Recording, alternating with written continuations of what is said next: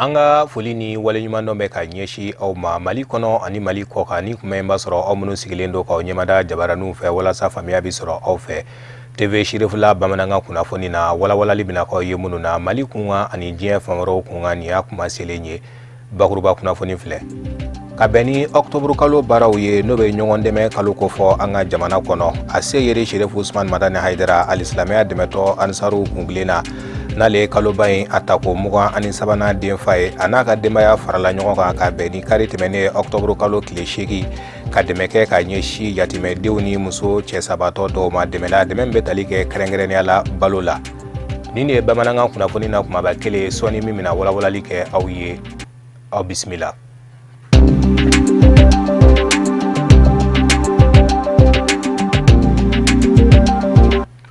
Ka bɛn ni Octobre kalo baaraw ye n'o bɛ ɲɔgɔn dɛmɛ kofɔ an ka jamana kɔnɔ a se yeri Sherifu Usman Madani Haidara alisilamɛya dɛmɛtɔ Ansaru kungilen na n'ale kalo ye a tako 23nan den fa ye n'u k'a ma ko Parrain National ale n'a ka denbaya farala ɲɔgɔn kan ka dɛmɛ kɛ ka ɲɛsi yatimɛdenw ani muso cɛ sabatɔ dɔw ma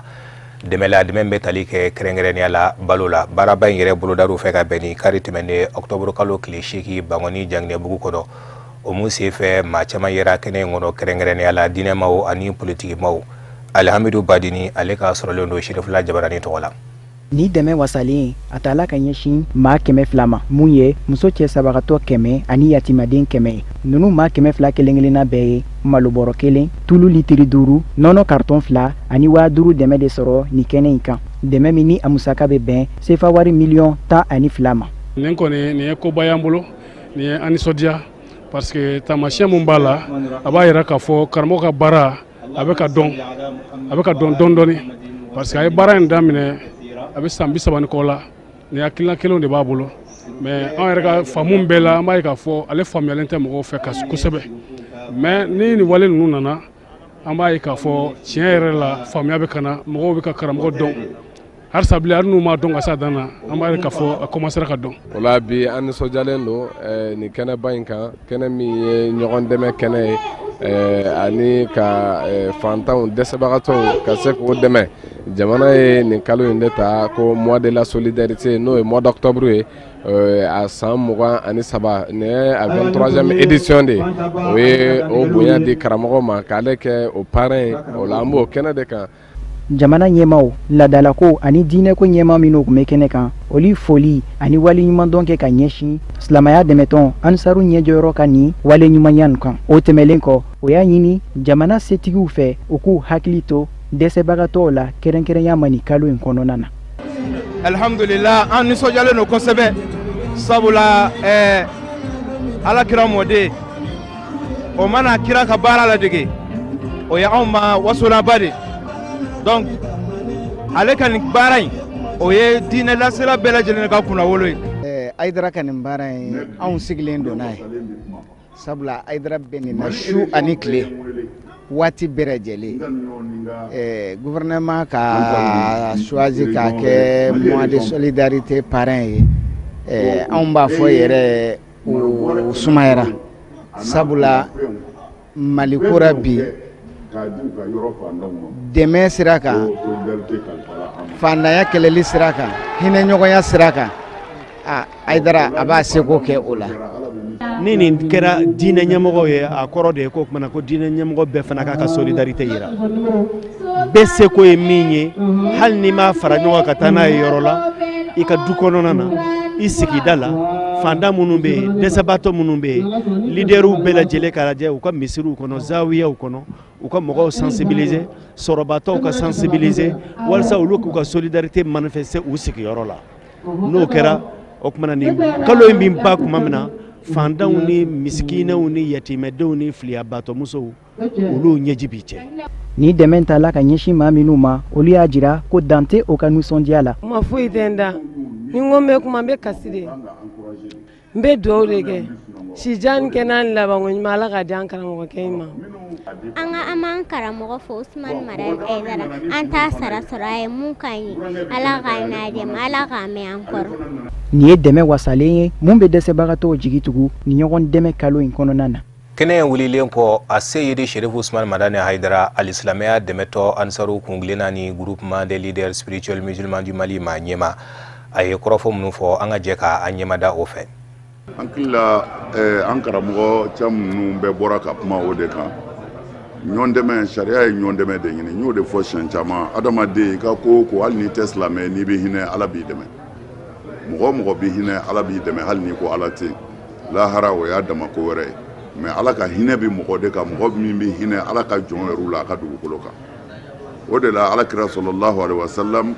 ay nyogon deme wajibi ya anka fo ka mo bo dinana mo mi mo Tesla me o kungola ako man lam yahtamu bi amri al muslimina falaysa minhum ni ma a chesir islamé o ka kola ko ta udoy kuma imana ma islamé do kafiri do Qur'an ko anga tigi deme ala ka dine na no islamé ay parce que ala reba fo Qur'an ko no wal muallafatu qulubuhum oti mo wore mo minu kafiri ni islamé minu be sigila o ka toroti se islamé o ma mais c'est tout ala ko hal ni kafiru do islamé o ka hinuna o ka jaga duma mana mo mbi jaga soro nanya ala laje amba soro nangra islamé mo shite am se ga bamina am se ga bayi tabolo de la am se ga bayi jogo de la am se ga bayi tabia de la mais anti bayi farkolo la mana islamé bi be mara islamé ni be bi je islamé bi be to adambela a sego emi fana abaka de sebato o e islamé ka bare bon anga jamana ni minta ka kalo dota sangono ko solidarité fenyumamba de do parce que sambe demenide sambe ala batolide mais ala ere kalo kelenta sangono kwango shu ay kalo kelenta sangono kwanga hijike mana oba yira ni fama o fana kalo kelenta ko ka hine de sebato la o konyumange ni de sebato e hine soro doro ala bi ni soja ni ala ni soja ra yoro o yoro la mo bi here soro mana uye ni mbara nyuma mi nda senga nu ya bonya di ama islamé betola mali islamé betola mali dinetigi betola mali de betola mana ambi duwaw de ke feminu mbika kono adabora fanda minu kama ala ka ke olu ka soro adabora desebato minu kama ala ka ke olu ka soro amba nyina ala fe fana bochogo ala kunye mi mana di fana ala ka son ala ko mine anyi anga jamana ala ka hinana ala ka nyere hine do nyona ala ka nyere hine do nyona amba nyine maliyan anga nyon kanu anga nyon deme anga barake chenka jamana ka se ka bo bolola jamana de unga ben hereka do jamana kono barado nundo na sibiri temene sigida galela dumazana kaufe baramumbe talike ka nyishi jamana nyemoko Aji Ibrahim Boubacar Keita ka kokoroma do ka beni kalata samba fla anitani shikiye mamuni barenge ubafu mako mouvement ibeka 2018 Shirifla jabarani tokola anga mamunu kumbe we Amadou Kamara anaka jatala Abdoulaye Sugodogo anga nyamada uka suralumfe walasa ka jamana kuntigi Ibrahim Boubacar Keita ka deme aka baaraw la kɛrɛnkɛrɛnniyala a ye min daminɛ san 2017 ka taa se san 2018 ma ni jɛkulu kɛrɛnkɛrɛnni n'an b'a wele ko mouvement IBK 2018 n'a ɲɛmɔgɔ ye Abdelaziz Umar Jalo ye a bilara sen kan walasa ka jamana kuntigi ka a élu kura ye san 2018 jamana kuntigi kalafili min bolodalen don an ka jamana kɔnɔ. Mana hakilina ni an sigira an ko il faut que nga cɛkɔrɔba IBK an ka dɛmɛ parce que IBK filɛ a fɛn caman kɛ Mali kɔnɔ a Mali sɔrɔ yɔrɔ dɔ la a yɔrɔ la ala dɔrɔn de y'an kisi an nana yan quoi donc vu tout ce qu'il a fait dans le domaine de la santé, sécurité, éducation, assainissement, tout ça, on dit il est temps que vraiment Angé Willy, qu'il faut vraiment IBK à Terekebe, nous sommes ses amis, on est prêt à l'accompagner pour 2018. Et pourquoi? Parce que IBK il a déjà connaissance des dossiers, le dossier B, Abi Karama. Maintenant c'est que les prochains quinquennats, c'est quoi. Maintenant nous sommes encore l'accord signera. Accord Maba jusqu'à présent. Parce que Dochama y a l'accord rejeté, mais il a crié à l'accord. Et c'est l'accord qui est en train de nous faire évoluer maintenant. Au-delà, il faut s'il revient encore 2018, il peut continuer avec cet accord. Il se pourrait que le président nous mène ça, c'est l'accord rejeté. Mali Bla, fin de guerre de Kona encore. Donc encore vraiment anti-guerre fait encore parce que Mali est fin de compte. Il ne faut pas qu'on prenne une autre crise encore au niveau du Mali. Au-delà, il y a un level, en Sigra, en Koumana, en Togo, Tchaman, il faut que Kibeka nous sorte. Donc, Kibeka donne. Donc on a que ce chemin entre les gens qui ont décidé, c'est la marche qui a décidé à Kera IBK 2018 et en bêta IBK 2018 on va le faire. ni jɛkulu kɛrɛnkɛrɛnnen a ɲɛmɔgɔw ka fɔ la olu ka laɲini kun ti dɔwɛrɛ ye n'o de ka jamanakuntigi Ibrahim Boubacar Keita maliyɛnw ka danaya da kan kura ye o baaraw bɛ se ka sɛbɛntiya cogo min na nɔgɔya bɛn ani hɛrɛ kɔnɔ mouvement galen n'an b'a fɔ ma ko mouvement IBK 2018 a bilara sen kan o hakilina kɔnɔ vraiment un mouvement nin créé mouvement national lo an bɛ taa Mali fan bɛɛ ka mouvement nin sigi et que vraiment mɔgɔ nin bɛ mouvement kɔnɔ an dara ɲɔgɔn la parce que an ko an ma da ɲɔgɔn la an tɛ se ka taa ɲɔgɔn fɛ o de la depuis le début an sigina an ko est ce que an dara ɲɔgɔn la parce que an m'a fɔ an ma da ɲɔgɔn la après a tigɛ o de la u dɔw ko an ka mouvement an ka ni IBK tɔgɔ da la première fois ni que non nous on soutient IBK an b'a kɛ tan pour ne pas dire après que fɛn dɔ kɛra donc mouvement kula an bɛ ɲɔgɔn minɛ an ka maliyɛn an k'a fɔ maliyɛn ye et que IBK dɛmɛ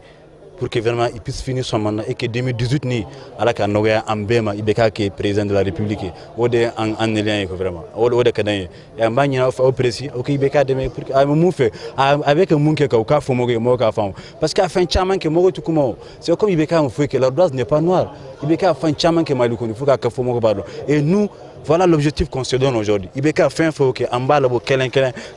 qui IBK a travaillé dans ces pays-là. On va pas tous les moyens possibles pour les faire embarquer. Au-delà il y a mogo kartina tibolo akta katinata parce que 2018 comme tu as mentala ambita sogama en bas de irnu kono IBK 18h IBK passera here bidon Mali kono. Au-delà l'année et nous nous sommes dit IBK 2018 pour avoir que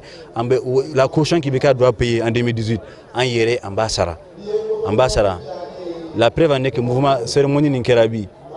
en yere de Weribo Ankou, de Weridi, 200 000, 250 000, fin, tous les gens qui créent IBK, ils ont donné l'argent. Au-delà, on sera un peu quoi. Wamba erola kafoko ni mouvement IBK 2018 u kelen bɛ ka fɛrɛ ani dabalu minnu boloda minnu bɛna kɛ sababu ye ka jamanakuntigi k'a ka sebaya nɔgɔya jamanakuntigi kalafili senfɛ o bɛna kɛ baaraw ye kunnafonidiw bilasiraliw ani jamanakuntigi ye baaraba minnu kɛ ka ɲɛfɔli kɛ olu la don nataw la wa u ye layidu ta ko ni ala sɔnna ma olu na jamanakuntigi a ka kan ka wari min sara n'an b'a fɔ ma ko caution walasa a k'i kan bɔ jamanakuntigi kalafili la ko olu n'o bɛɛ lajɛlen sara IBK place la san 2000 ani san 10 Kalabankura mairie ni a dɛmɛbaga jɛkuluw fɛnɛ farala ɲɔgɔn kan ka kɛnɛ dɔ nun dɔ ka bɛn ni sibiri tɛmɛnen octobre kalo tile 7 kɛnɛ mun bɛna ɲɛsi ka kɛ furuɲɔgɔnmaw o lamɛnlikɛ kɛnɛ mun b'a to furusa caman bɛ se ka bɔ la bɛn ani sabati bɛ se ka don furuɲɔgɔnmaw ni ɲɔgɔn cɛ cogoya min na an ka maa minnu kun bɛ a kɛnɛ kan o ye Amadou Diallo a n'a ka jatala Baba Keita nka a bɛ walawala Amadou Kamara fɛ. Walasa ka fura sɔrɔ furusa kɔlɔlɔ jugu minnu b'a la an ka jamana kɔnɔ ka kɛɲɛ ni jateminɛ min y'a yira k'a sɛmɛntiya k'a fɔ ko Mali kɔnɔ ko san 3 o san 3 furu 100 sarada o 100 sarada ko 50 a n'a nɔnkanfɛn olu laban bɛ kɛ furusa ye walasa ka fura sɔrɔ o la ni centre belebele in n'an b'a wele ko centre d'écoute et de conseil n'a la ɲinina Kalabankura mairie a n'a dɛmɛbaga jɛkulu fɛ n'a kun ti dɔwɛrɛ ye ka ladilikan bilasiraliw ani hakilina ɲumanw ko di furudenw ma minnu labɛnnen do ka furu kɛ waati nataw la walasa u ka furuso o matarafaliko ɲuman o ka d'u ma.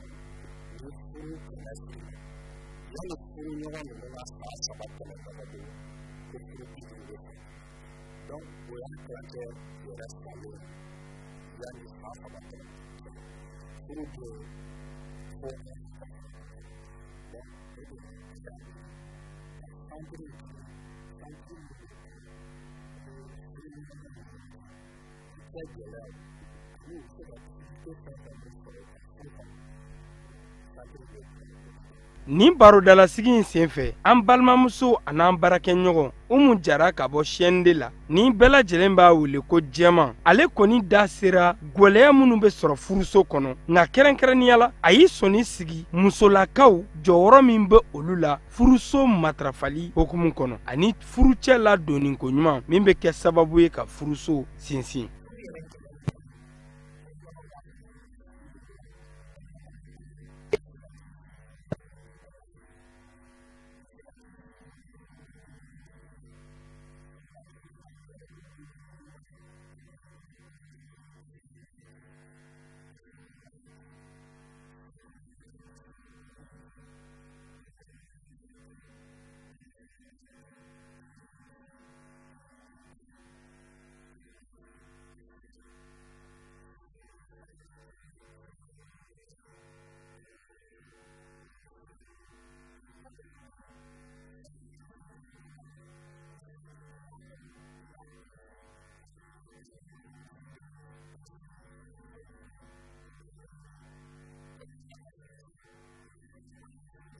barodala sigi in kɔnɔ an ka diinɛ tigilamɔgɔw kɛrɛnkɛrɛnniyala kalabankura alimaminba ale da sera furu nafa min b'a la ani jɔyɔrɔ min b'a la i n'a fɔ alisilamɛ diinɛ o y'a fɔ cogo min na ka fɛsɛfɛsɛli kɛ o lahalayaw kan min la ɲininen don alisilamɛya diinɛ fɛ an ka wasaden amadu cam n'ale ye Bamako marabolo 5nan wasaden ye ale nisɔnjalen y'a yira k'a fɔ ko nin hakilina in a ka kan ka dɛmɛ wa ni Ala sɔnna ma olu na wulikajɔw bonya ka fɛrɛ ani dabalu tigɛ yaasa nin ka kɛ sababu ye ka sigida ka ɲɛta o bɛ se ka sabati cogo min na.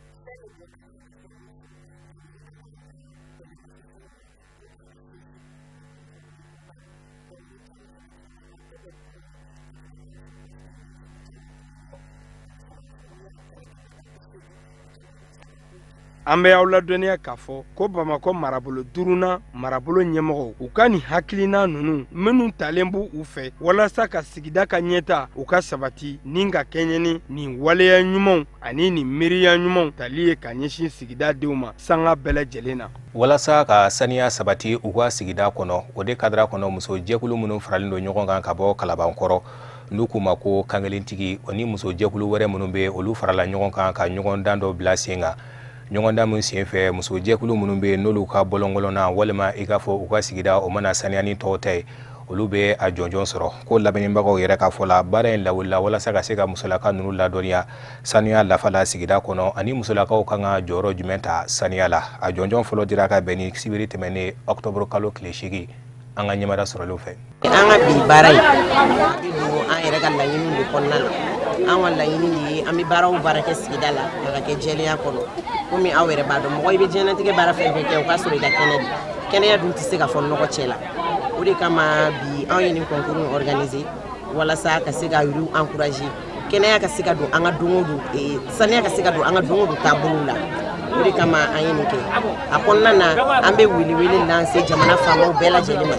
u ka fɛɛrɛ kɛ san nataw kɔnɔ u ka se ka anw dɛmɛ nin baara kɔnɔna na an b'a fɛ ɲinan premier prix kɛra poubelle ye a kɛra machine ye an b'a fɛ san wɛrɛ ta a ka kɛ yiriw ye yiri minnu an bɛ se ka pavé k'u kɔnɔ an bɛ se ka fossé kɛ yiri minnu kɔnɔ an bɛ se ka ɲɛgɛn datugulenw ɲɛgɛn dingɛw dilan fɛngɛ minnu kɔnɔ an dun tɛ se k'o kɛ ni partenaire ɲɛnamaw t'an bolo donc an b'o wele lase u bɛɛ lajɛlen ma. An bɛ association ye nin ɲɛnajɛ in organiser ni o ye association des femmes kankelentigi de Sikɔrɔ an b'u fo u ka hakilina in na vraiment o ye baara min kɛ nin baara in ɲɛna an bɛ dugawu de kɛ Ala k'a to Kalabankɔrɔ commune muso tɔw fana ka nin ladege u ka teliya nin na ka nin ɲɔgɔnna kɛ u ka yɔrɔw la walasa saniya kuma bɛ k'a fɔ depuis lawale a ka kɛ ko ye min bɛ kɛ badabada ye a ka kɛ ko ye fɛn min an tɛ jɔrɔ n'a ye bilen parce que n'i ko saniya i ko kɛnɛya ni nɔgɔ nana nɔgɔ bɛ bana de ko fɔ ni bana ko fɔ la o bɛ mun ko fɔ o bɛ furasanw ko fɔ o bɛ sɔrɔ dɔgɔyali ko fɔ yan'an ka wariw don furaw ni fɛnw na ni saniya nana o wariw mana fara nasɔngɔ kan a ka ca Ala fɛ n'a bɛ ja so donc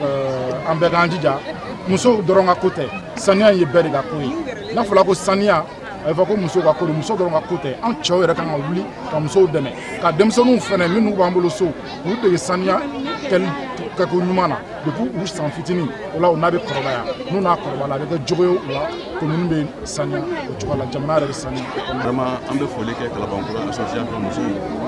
kankelentigiw Sikɔrɔ vraiment an bɛ foli kɛ o ye parce que nin kɛwale de a daminɛna nin na a bɛ laban min ma an t'o dɔn a bɛ laban min ma an ka misali la o ye Kalabankɔrɔ bɛɛ o ye a bɛɛ ka bɛɛ bɛ saniya parce que ɲinan ta nin k'a kɛra concours kɛra ɲɔgɔndan kɛra n bɛ da 13 ni ɲɔgɔn cɛ alors 3 de ye prix ta donc a ka ca an ka foli bɛ vraiment. Walasa ka ɲɛma sɔrɔ Fédération Malienne de Football la o baaraw sigira sen kan ka bɛn ni kari tɛmɛnen octobre kalo tile 8 nga an b'aw ladɔnniya k'a fɔ a baaraw ma se ka kuncɛ i n'a fɔ a laɲinina cogo min na bari sabula ka da ka maa minnu nana kɛnɛ kɔnɔ olu ma se ka ɲɔgɔn faamuya ko camanw kan Isufu Kulubali ani Samba Traore olu ka sɔrɔlen don Sheriffula Jabarani tɔgɔ la. Senandrajugulu ɲɛma so fale o baara ninnu donna ni gɛlɛya caman ye sabu Senandrajugulu ɲɛma so minnu bɛ yen ani Senandrajugulu tɔnw a cidɔ minnu tun bɛ kɛnɛ kan a dɔw ye ɲɔgɔn mafɛngɛya ni dalakumaw ye wa sɔnni yɛrɛ dɔw bolo tun bɛ se ɲɔgɔn ma ka kɛ ni jɛrɛ ninnu dɔ baaraw ye nin bɛɛ lajɛlen kɛla ka diɲɛ Senandrajugulu ɲɛma so cidenw to kɛnɛ kan ani farafinna yɛrɛ ta kabini janvier kalo tile 10 san 2015 Mali Senandraji ɲɛma so maaw o bɛ ɲɔgɔn na fɔngɔ ɲɔgɔnya o y'a sababu ye bi Mali Senandraji man kɛnɛ walasa ni ka furakɛ a tɛ ɲɛ fɔ bɛnɛ ka boloda a ɲɛma yɛrɛ damaw ni ɲɔgɔn cɛ o kumaw de gɛlɛyalen don kosɛbɛ lɛrɛ 10 a n'a kunkanfɛn baaraw tɛmɛnen kɔfɛ ɲɛmaw yɛrɛ dama ni ɲɔgɔn cɛ ka daminɛ Kayi fɔ Kidal mankan de wulila sabu mankan daminɛna marabolo min nɔfɛ o kɛla Kayi marabolo ye o marabolo kɔnɔna na olu kɛlen bɛ ni ka ciden fila ci dɔ ye Sɛki Kati ka maa ye dɔ ye Bacili ka maa ye o tuma o y'a cayala ye de o senfɛ min yɛrɛ tun ye Babusɛntigi ɲɛmaa ye n'o ye ɲɛma min bɛ ka walan sɛmɛ Bubakari Babajara ale y'a fɔ ko ka baaraw ɲɔngiri fɔlɔ cogoya min na ɲɛ ka ɲini o gɛlɛyaw la. Bon, Assemblée générale do a yɛrɛ komi a fɔra ɲɛna cogo min Fédération malienne ka nin assemblée ordinaire tɛ parce que il s'agit ka bureau kura sigi o bureau kura sigili o de ye problème ye parce que a yɛrɛ b'a dɔn ballontan bɛ jɔyɔrɔ min na bi jamana kɔnɔ monde yɛrɛ kɔnɔ donc n'a fɔra ko ballontan dirigeants bɛ bila en place a bɛ kɛ komi politiki mɔgɔw sigili parce que o ye yanga min bɛ ballontan yɛrɛ la yanga min bɛ ballontan na donc a ma nɔgɔn an bolo du tout o de y'an mɛn a kan chacun voudrait que ale ka délégué olu ka se ka légitimité sɔrɔ ka voter aw yɛrɛ y'a ye an ye problème sɔrɔ ligue 3 niveau la Bamako ligue niveau o élection reprendre siɲɛ 3 Segu ligue élection reprendre siɲɛ 3 Kayi fana problème dɔ tun bɛ yen donc il fallait k'o cas bɛɛ ka ta kelen-kelen ka fɛsɛ parce que nin ligue bɛɛ Kayikaw ye délégation 2 bila ka na Bamakokaw ye délégation 2 bila ka na a tɔgɔ Segukaw fana ye délégation 2 bila ka na alors jɔn ta ye tiɲɛ légitimité bɛ jɔn bolo donc o de discussion o de tanba ta o de an se yan yɔrɔ la aw ni ca ni baraji a ye na sini an b'a tɔ fɔ ɲɔgɔn ye. bi an bɛ yɔrɔ min na Mali Senandraji ɲɔgɔrɔnen don fɔlɔ sabu gɛlɛyaw bɛɛ wa kumaw ka ca wa min ye kuma banbaw ye o de ye k'a fɔ maa fila bɛ ban fila kelen nɔfɛ ni dɔ ma jɛn ka dɔ bolo a laban bɛ fara a dun a bɛ di jɔn de ma Salaba bɛ wale kelen Mamudu Ture k'o de filɛ nin ye don n'a nataw la o bɛ ko tɔ sɛmɛtiya an bolo. Kunnafoni laban mun bina a ko kunga o ye a jira k'a fɔ cɛbɔ mun bɛ n'o ye Mamudu Ture ale kɛra a seba ye bari sabula ka da ka bɛn ni nɛgɛ kaɲa 16 waatiw ye ka bɛn ni tɛnɛndonya in ye octobre kalo tile 9 a baaraw kurakurayara tuguni hôtel Olympe la fɛn min ye cɛbɔ tu kelen ye n'o ye Sala Babi ye ale ma ye a kɛnɛ kɔnɔ bari sabula ka da ka a ye a jira k'a fɔ a baara dɔw bɛ u ma sigi ni sariya ye o de bɛ an sɛnsɛn ka se diɲɛ fan wɛrɛ kibaruyaw ma karamɔgɔ Musa Fɔnba a bɛ walawalali caman kan ye.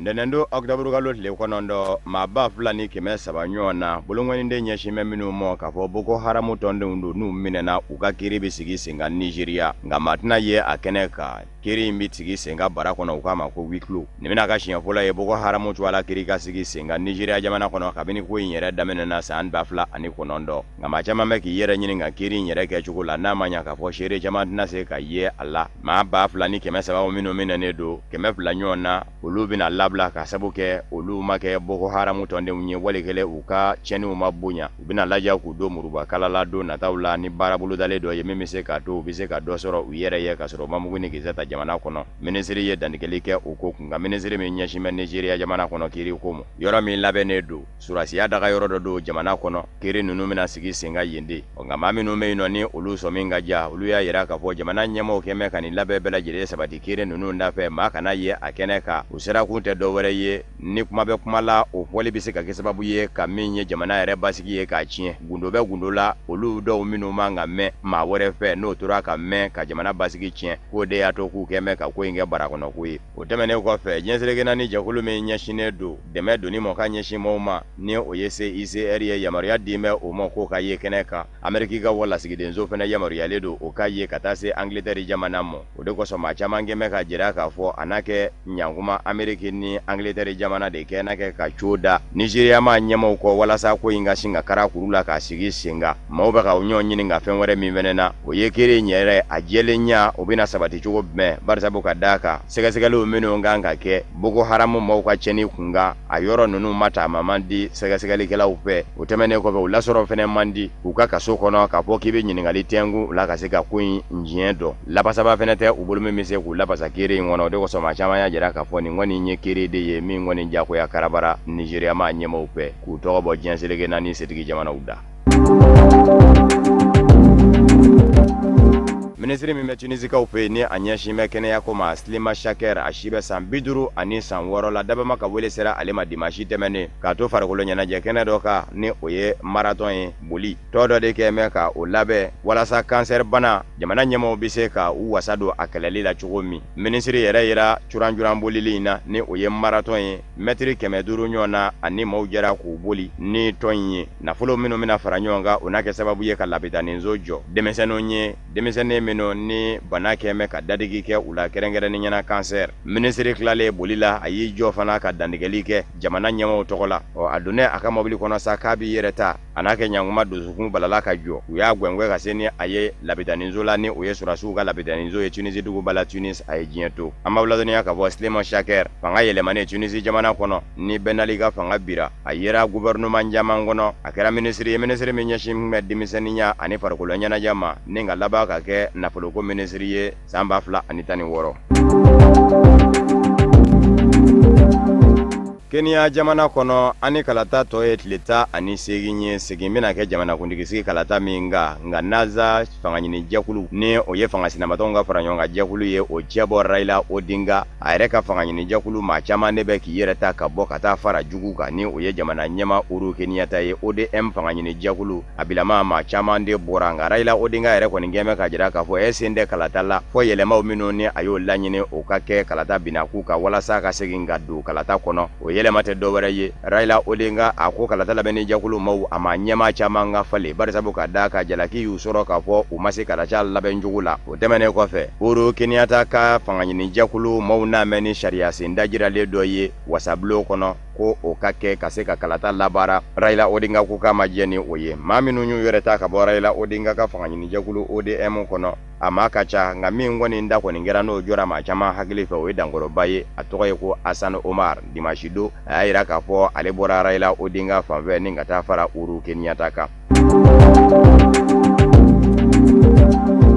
Catalogne Espagne kɔnɔ min bɛ ka jira k'a fɔ a b'i yɛrɛ ta octobre kalo tile gale u ye a lajɛ ka forobakalata labɛn ni o ye référendum ye jamana ɲɛmayaso ni o ye Espagne jamana ye o kuma jɛ ni a ye bibi in na min ye ayiwa kow kɔni ye faamuyabaliyaw bɛ ɲini ka don Catalogne yɛrɛ kɔnɔ barisabu ka da kan maa bɛ maa na Catalogne-kaw la ni a duguba ye Barcelone ye olu dɔw t'a fɛ u k'u yɛrɛ ta ka bɔ Espagne jamana na minnu b'a fɛ u k'u yɛrɛ ta ani minnu t'a fɛ u k'u yɛrɛ ta u bɛɛ lajɛlen jɛra ka ɲɔgɔn sɔrɔ Catalogne duguba la Barcelone na ni ka nisɔngoya taamaw sigi sen kan ka ɲɔgɔn jaabi Carles Puigdemont ni ale ye Catalogne maa ɲɛmaa ye a y'a jira k'a fɔ tarata octobre kalo tile ta a bɛna dantigɛli dɔ kɛ nka maa caman kɛn bɛ ka jira k'a fɔ a ka dantigɛli in bɛ sɔn ka kɛ yɛrɛ ta dantigɛli k'a de ye wasabulon ɲɛkɔrɔ Barcelone nka yanni o cɛ nisɔngoya taamaw kɔni sigi bɛ sen kan fan filaw fɛ minnu t'a fɛ u k'u yɛrɛ ta ani minnu b'a fɛ u k'u yɛrɛ ta sebere tɛmɛnen Barcelone maire dalalaw la maa 2000 ɲɔgɔn na olu de nana ɲɔgɔn sɔrɔ ye u bɛ ka ɲini fanw fɛ ko sigikafɔ ka kɛ Catalogne ani Madrid ni ɲɔgɔn cɛ ni o ye Espagne jamana ɲɛmaayaso ye walasa gwɛlɛya min bɛ yen fɔcogo ka se ka sɔrɔ a la Carles Puigdemont ni ale ye Catalogne maa ɲɛmaa kɔni ye maa caman kɔni sigi bɛ a ka ka fɔ a ka tarata octobre kalo tile 10 dantigɛli a bɛ sɔn k'a fɔ de ko wa ko Catalogne yɛrɛ ta ka bɔ Espagne jamana na.